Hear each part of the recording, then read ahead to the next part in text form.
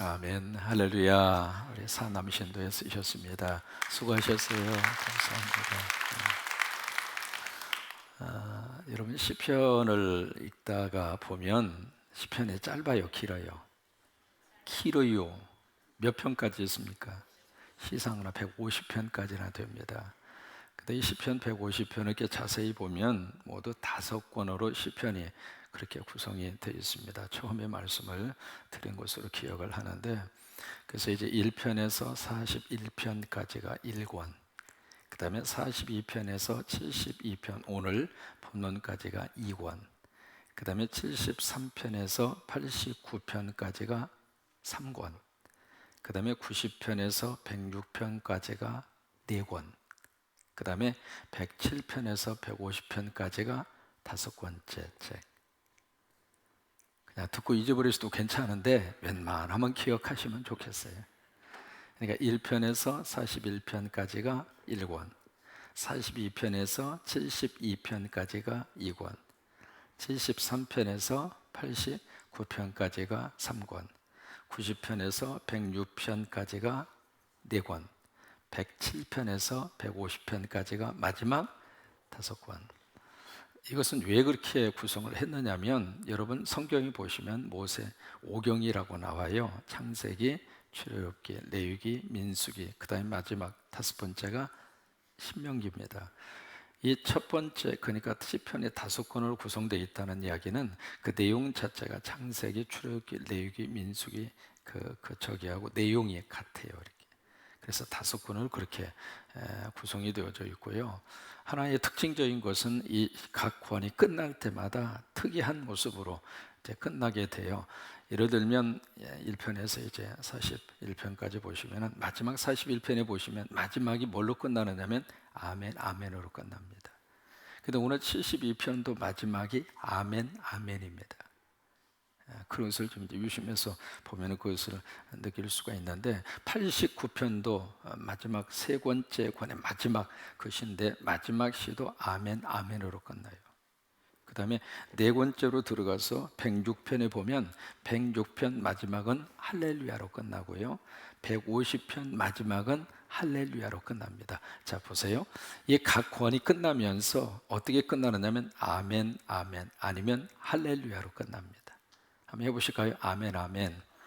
아멘이 한 번만 나온 것이 아니라 2번 나오잖아요. 그러니까 아멘, 아멘, 할렐루야. 자, 그럼 여기가 할렐루야 하고 여기는 아멘, 아멘 한번 해보시죠. 시작. 예, 여기가 할렐루야, 여기가 아멘, 아멘. 시작. 그게 이제 각 시편이 끝나는 마지막 시의 결론입니다. 오늘 72편을 보시면 그 앞에 표제가 누구의 시라고 되어 있느냐면 솔로몬의 시다, 그렇게 되어 있습니다. 솔로몬이 남긴 시편이 2가지가 있어요. 이 72편하고 그 다음에 시편 127편하고. 그럼 모세가 남긴 시는 몇 편일까? 한 편이 있습니다. 90편이라고 하는 시가 있고요. 그럼 다윗은 몇 편의 시를 썼을까? 전체적으로 보면 다윗의 시라고 하는 제목이 붙어 있는 시가 전부 다 해서 73개입니다.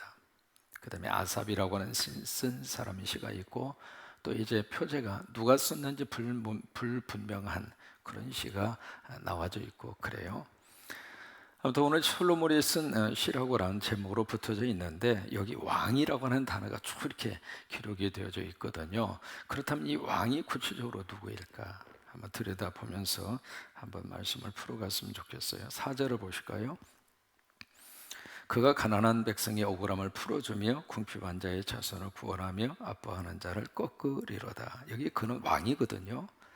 그러면 여러분, 어느 왕이 가난한 자, 가난한 백성 억울함 풀어주고 궁핍한 자 구원하고 압박하는 자를 꺾고, 여러분 이런 대통령, 이런 왕이 있으면 얼마나 좋겠어요. 앞으로 우리 민족에도 이런 좋은 대통령이 하나님께서 우리 민족 가운데 주셨으면 좋겠고, 그러니까 지금 너무 이상적인 왕에 대한 노래를 여기서 지금 부르고 있거든요. 11절에 보실까요? 모든 왕이 그 앞에 부복하며 모든 민족이 다 그를 섬기로다. 도대체 이런 왕, 이런 대통령이 누구일까? 그 생각을 우리가 한 번 정도는 해볼 수가 있겠죠. 그 다음에 12절을 보시면은 그는 궁핍한 자가 부르짖을 때에 건지며 도움이 없는 가난한 자도 건지며 그는 가난한 자와 궁핍한 자를 불쌍히 여기며 궁핍한 자의 생명을 구원하며 그들의 생명을 압박과 강포에서 구원하리니 그들의 피가 그의 눈에서 존귀히 여김을 받으리로다. 여기 두 사람이 계속 번갈아가면서 나오고 있거든요. 궁핍한 자, 가난한 자, 가난한 자, 궁핍한 자. 그들을 건지고 그들을 도와줄 수 있는 지도자가 누구일까? 그들이 그 왕이 누구일까? 여러분 좀 감을 좀 이렇게 잡으셨나 모르겠습니다. 17절에 보세요.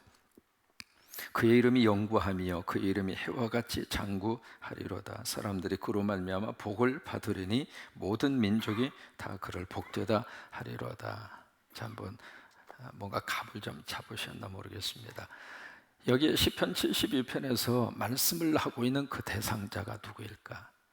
여러분 땅의 왕일까요? 아니면 그 누군가를 지금 지칭하고 있을까요? 1번일까요? 2번일까요? 이렇게 표현해 볼까요? 지금 72편에서 말을 하고 있는 것은 이 땅의 이상적인 통치자를 생각하면서 말씀을 하고 있을까요? 아니면 메시아로 오시는 예수 그리스도 그분을 생각하고 이 시편을 지었을까요? 1번일까요? 2번일까요? 2번이에요. 그래서 여기 72편 속에 등장하고 있는 그 왕이라고 하는 것은 솔로몬 자신을 지칭한다기보다도 이 땅 위에 하나님이 허락하시는 왕 중의 왕 예수 그리스도 메시아 그분을 지금 머릿속에 그리워하면서 그래서 이 72편이 바로 대림절이라고 하는 절기가 있잖아요. 예수님이 오실 때를 기다리면서 지키는 대림절 때 가장 많이 암송하고 부르는 노래가 72편입니다. 이 땅에 왕으로 오시는 예수 그리스도 그분이 정말 이 땅에 오셔서 가슴속에 억울함 가진 사람의 그 한을 하나님이 풀어주시고 가난하고 그리고 궁핍하고 이 땅에서 정말로 땅에 붙어서 살고 있는 사람 그런 사람들을 히브리어로 암하레츠라고 그래요. 암하레츠.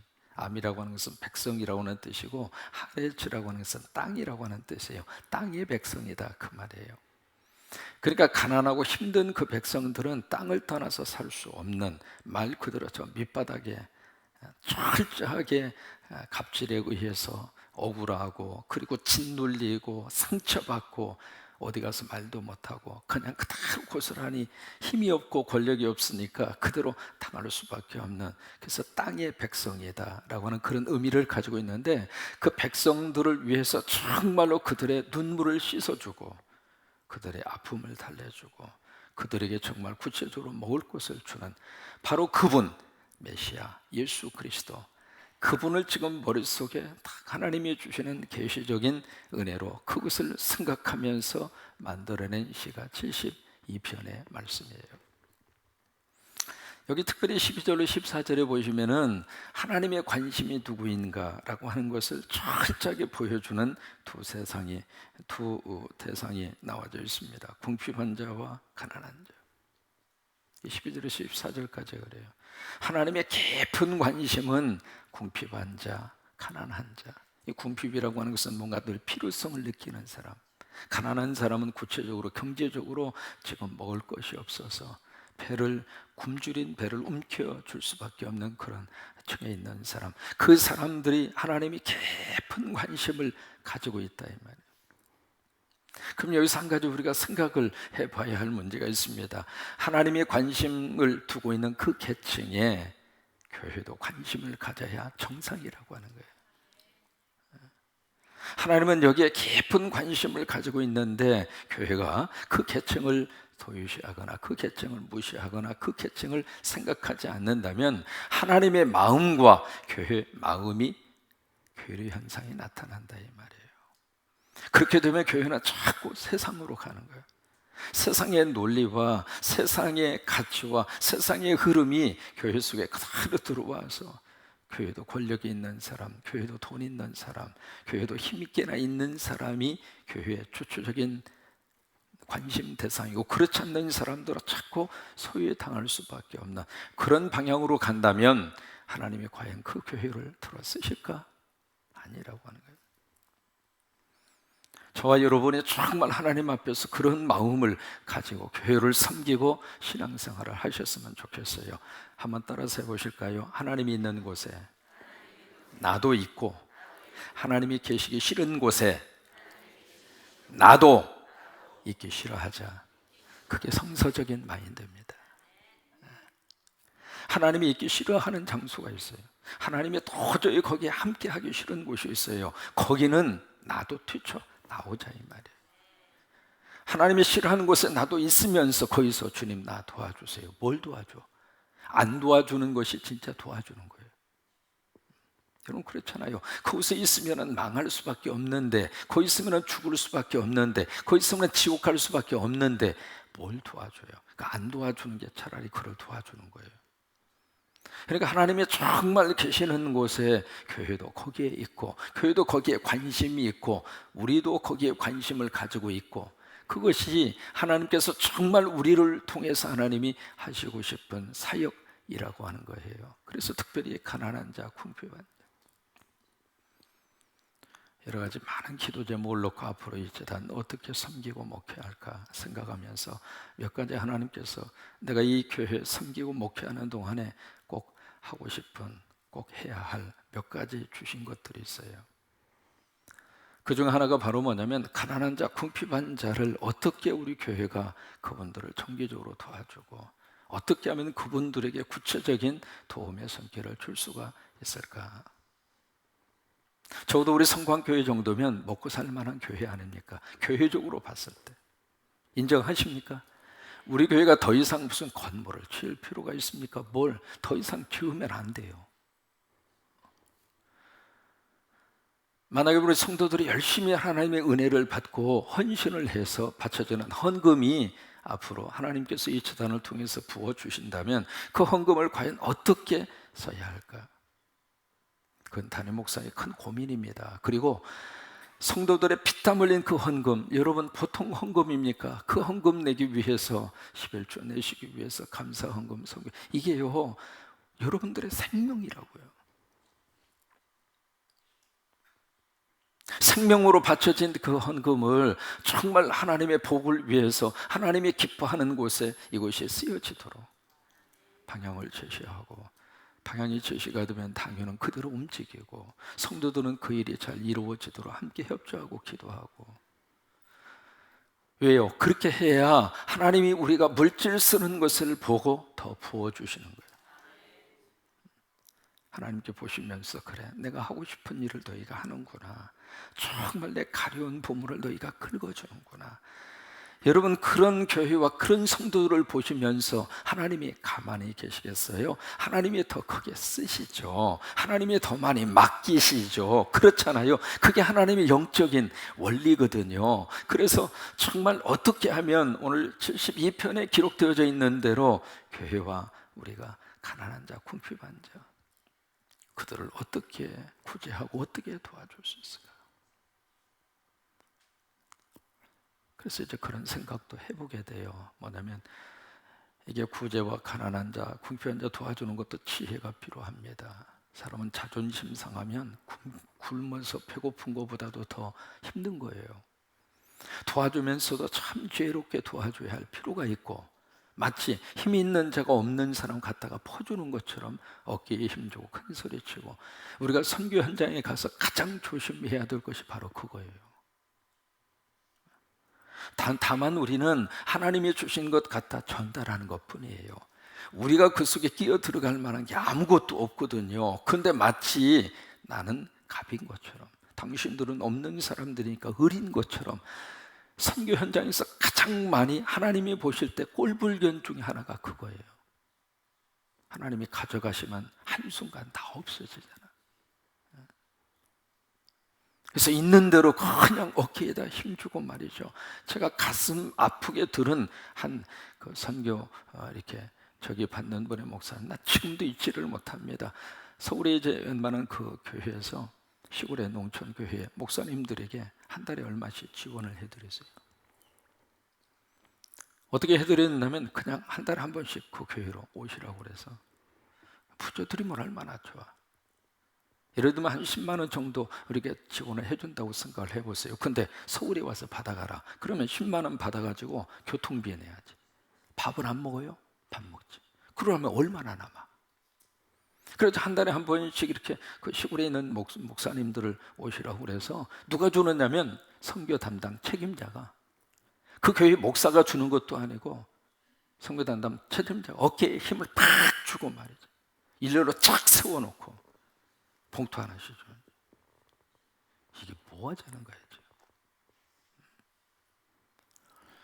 여러분, 우리 교회가 그럴 수 있는 가능성이 없는 교회라고 말을 못해요. 왜요? 성광교회 군산에서 제법 큰 교회입니다. 어떻게 하다가 우리가 하나님의 일을 하면서 세상의 권력을 가진 사람처럼 그 모양으로 가고 있느냐 말이에요. 하나님이 기뻐하실까? 그분이 그런 이야기예요. 그거 받아가지고 가면서 뒤돌아서면서 가슴 속에 피멍이 들었대요. 도대체 안 받을 수도 없고, 왜? 그거라도 필요하니까. 받아가지고 가면서도 이렇게까지 사람이 이렇게까지 그럴 수 있겠나, 그런 생각이 들 정도로. 그래서 그 이야기 들으면서 야, 이럴 수는 없다.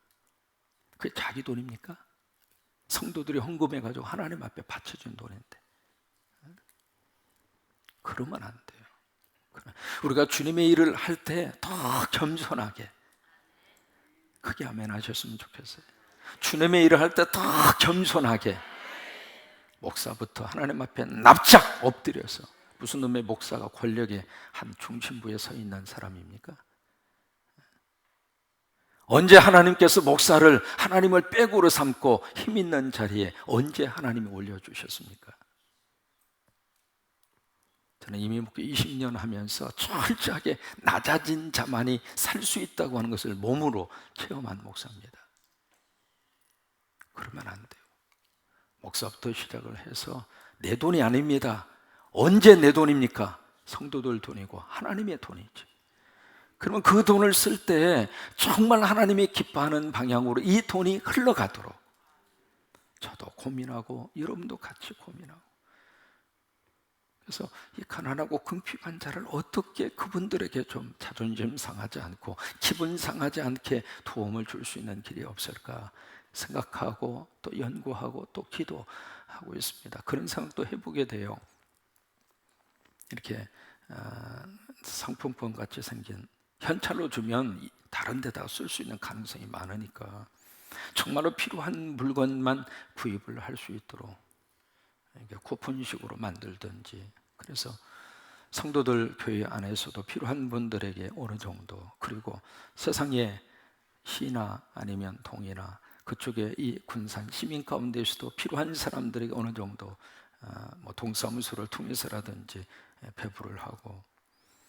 그래서 방을 하나 이렇게 꾸며서 거기다가 마켓처럼 꼭 필요한 물건, 쌀이라든지 뭐 기름이라든지 꼭 필요한 것들 갖다가 이렇게 확보를 해놓으면 그 쿠폰을 가지고 와서 그 물건을 사가시도록, 그렇게 한번 생각을 지금 해보고 있어요. 제가 목회하면서 언젠가 꼭 하려고 그래요. 그래서 정말 어려운 사람들이 말없이 와서 그냥 와서 그거 쿠폰하고, 쿠폰 당당하잖아요. 쿠폰 주고 사가는 거니까. 그러나 교회는 그 쿠폰을 일정하게 제공을 해서 그게 이제 원만하게 저렇게 돌아갈 수 있도록 그렇게 해보고 싶은 마음이 듭니다. 왜요? 오늘 이 말씀 묵상하면서 그런 생각이 드는 거예요. 가슴 속에. 우리가 성경을 읽을 때에도 성경을 읽고 은혜 받고 끝나면 말씀이 열매가 없으면은 그 말씀은 허공을 치는 거예요. 정말 말씀의 능력은 삶에서 나타나야 돼요. 예를 들면 귀신아 물러가라, 물러가도록 선포를 해봐야지. 그게 말씀의 능력이지. 그냥 설교 듣고 참 괜찮네, 좋네, 그거는요, 말씀의 열매가 없는 말씀의 선포는 그냥 허공을 치는 메아리로 끝나는 거예요. 그러니까 설교가 여기만 치면은요, 설교는 능력이 없는 거예요. 설교는 여기가 쳐야 돼. 가슴을 울려서 정말 그 말씀대로, 그래, 그 말씀 속에 내 삶이 있어, 그래, 그 말씀대로 한번 우리 살아봐. 그게 거기까지 나와야 진짜 설교자의 몫을 다하는 것이고, 또 거기까지 가야 설교가 완성되는 거예요. 설교 들은 것으로만 생각하면 그 설교 완성이 안 된 거예요. 그래서 저도 이 말씀을 묵상하면서 이 말씀 어떻게, 하나님이 거기에 관심이 있고 하나님이 거기에 마음이 있는데 우리 교회는 어떻게 알고 있나? 우리 교회는 어디다 마음을 두고 있는가? 어디다가 관심을 둬야 하는가? 그러다면 구체적으로 이 말씀을 어떻게 우리가 좀 해볼 수 있을까 고민하고 같이 한번 아이디어를 모으고 그런 귀한 기회가 우리 속에서 일어날 수 있게 되기를 원합니다. 그래서 이 2권을 마치면서 마지막 결론이 19절 뭐예요? 아멘, 아멘입니다. 아멘, 아멘. 여러분 우리 삶 속에 있어서 이 아멘처럼 우리들에게 큰 힘과 에너지를 주는 단어가 없어요. 차영아라고 하는 교수가 있습니다. 차영아 교수. 이 교수가 뭘 전공했느냐면 아주 독특한 걸 했어요. 신경학적 음악 치료사입니다. 참 재미있는 걸 이분이 연구를 하셨어요. 신경학적 음악 치료사. 그래서 이분이 무슨 얘기 하느냐면 이 뇌라고 하는 것은 외부의 자극에 의해서 적극적으로 이 뇌가 외부 자극에서 적극적으로 이 자극이 되면 될수록 뇌가 더 활성화된다는 거예요. 활성화. 그러니까 뭐냐면 이게 좋은 자극을 받으면 받을수록 뇌가 호르몬 분비가 왕성한다고 하는 거예요. 여러분 뇌가요 호르몬 분비가 왕성할수록 사람은 젊게 사는 거예요. 그리고 치매 걸릴 확률도 그만큼 줄어들 수가 있겠죠. 그래서 이 뇌에 건강한 자극이 필요하다고 하는 거예요. 근데 건강한 자극이 바로 뭐냐면 아멘이라는 거예요. 그러니까 우리가 아멘하면 뇌가 자극을 받아요. 자극을 받는데 이 자극이 좋은 자극을 받아서 내 몸에 좋은 호르몬이 분비가 되고 그리고 뇌가 막 활성화가 막 이루어지고 그렇게 된다는 거예요. 할렐루야. 벌써 뇌가 젊어졌어. 이게요 아멘을 많이 하면 많이 할수록 이게 머리가 맑아진다고 하는 거예요. 그 차영아 교수의 연구 결과예요. 그래요. 우리가 하나님 앞에서도 그러고 말씀 앞에서도 그러고 우리가 할 수 있는 자세는 아멘입니다. 하나님이 말씀하시면 아멘, 그리고 순종, 이게 하나님의 거룩한 말씀 앞에서의 우리의 반응이에요. 나아만 장군 아시잖아요. 아람 군대의 최고 실력자. 근데 문둥병 걸렸어. 방법이 없어. 그때 마침 자기가 포로로 끌려온 한 계집아이가 자기 고향 땅 이야기하는 거예요. 거기 가면 당신 나을 수 있다고. 지푸라기 잡는 심정으로 바리바리 싸가지고 이스라엘까지 오잖아요. 와서 엘리사를 만나는데 그 양반이 코빼기 덮어주잖아요. 그리고 하는 말이 뭐라고 그래요? 요단강에 가서 7번 들어갔다 나왔다 들어갔다 나왔다 그러. 그러니까 나만 장군의 화가 불타고 난 거예요. 내가 누군데? 나를 뭘로 알고 이렇게 나를 취급할 수 있느냐. 그리고 나만의 기가 막힌 말을 합니다. 내 생각에 쥐가 나와가지고 내 당처 위에 내 상처 위에 손을 얹고 안수기도로 해줄 줄 알았는데 코빼기도 안 피워? 이 녀석 완전히 무릎 깔아 뭉개버릴 거야. 그 생각이 든 거예요. 왜? 그때 아람은요 이스라엘을 완전히 잡고 있었던 나라거든요. 아니 미국에 아주 권력자가 딱 왔는데 저 시골에 목사가 감지독자고 나와가지고 안수기도도 하고 아니 펄쩍펄쩍 뛰기도 하고 아니면 그냥 예배도 드려주고 그래야지. 그 목사가 나오지도 않고 당신 말이야 저기 월명 호수라고 있는데 가서 7번만 들어왔다 이게 화가 나는 것처럼. 그 화가 나가지고 막 가려고 그러니까 그 중에 한 신하가 나하마나 딱 맞고 하는 말이 당신 여기서 되돌아서서 가면 당신은 영원히 문둥병으로 끝날 거야. 당신 지금 이렇게 화내고 지금 갈 때야 이 문대가 당신 처지를 생각해봐. 거기는 그 말이 없어요. 근데 신하 생각이 그래. 이 문대가 당신 여기 올 때는 나으려고 왔지 대접받으러 왔냐? 아니 안수를 하든 말든 하나님의 종이 시키는 대로 할 것이지. 왜? 낳는 것이 목적이지 않느냐? 그러면 그 목적을 위해서 하라는 대로 할 것이지. 이대로 화내고 가면 당신 문둥이 이 문대가 썩어 문둥으로질 텐데 이 상태로 살다가 끝날까 이 문대가? 그 말을 가만히 들으니까 나하만에 맞거든. 큰 그릇이에요. 의견하고 달라도 옳은 소리를 하면 받아줄 수 있는 사람이 큰 사람이야. 그래가지고 알았다. 그래 네 말이 맞구나. 내가 치료받기 위해서 왔지 대접하러 온 거 아니잖아. 그래서 가서 7번 어떻게 됐어요? 어린아이처럼 너무 나아만이 그래서 깨달아요. 야, 여기에 생명이 있구나. 그래서 마지막에 그 이야기합니다. 내가 가서 어쩔 수 없이 왕 앞에서 왕이 하는 대로 우상 섬길 수밖에 없지만 내 마음은 여호와 하나님을에게 드리겠습니다. 무슨 얘기냐면 나아만 장군의 말씀 앞에 아멘한 거예요. 우리가 다른 데다 아멘하지 말고 사람의 의견 속에 아멘하지 말고 하나님 말씀대로 딱 선포가 됐을 때 그때 목사부터 아멘하자 그 말이에요. 아멘. 그런 의미에서 오늘 시 72편을 우리가 보면서 가난하고 궁핍한 자, 우리 교회와 우리 성도가 정말 가난한 자와 궁핍한 자에게 아멘할 수 있는 그런 좋은 일들이 앞으로 일어났으면 좋겠고, 그 일을 위해서 같이 기도하고 같이 좋은 아이디어들이 모아졌으면 좋겠습니다. 오늘 암송 19절 시작. 그 영어로운 이름을 영원히 찬송할지어다. 온 땅에 그의 영광이 충만할지어다. 아멘. 아멘. 그래요. 아멘.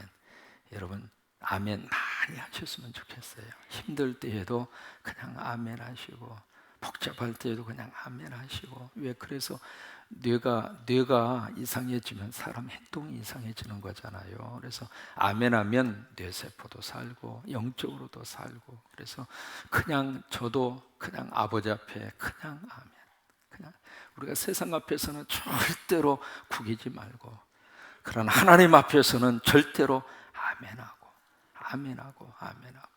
그래서 우리 성광 때문에 군산이 살맛 나는 세상이 됐으면 좋겠고, 성광 때문에 정말 우리 교회에 오시는 분들이 먹을 것 때문에 굶주린 상태에서 잠자리에 들어가지 않도록, 그건 교회가 책임져야 할 문제예요. 우리 성광에 속해져 있는 연세 드신 분들이 노년에 정말 이렇고 고독하게 사시지 않도록 어쨌든 그런 시스템도 같이 한번 생각을 해보고, 그래서 정말 아버지 말씀 앞에 저와 여러분이 아멘, 아멘으로 행복한 신앙생활이 됐으면 좋겠습니다. 할렐루야, 할렐루야. 이게요, 졸다가도 해야 할 게 아멘입니다. 주무셔도 뭐라고 안 합니다. 근데 아멘 할 때는 가끔씩 아멘, 아멘 하는 게 좋습니다. 할렐루야. 그래서 아멘으로 나도 살고 하나님께 영광 돌리는 저와 여러분이 될 수 있게 되기를 바랍니다.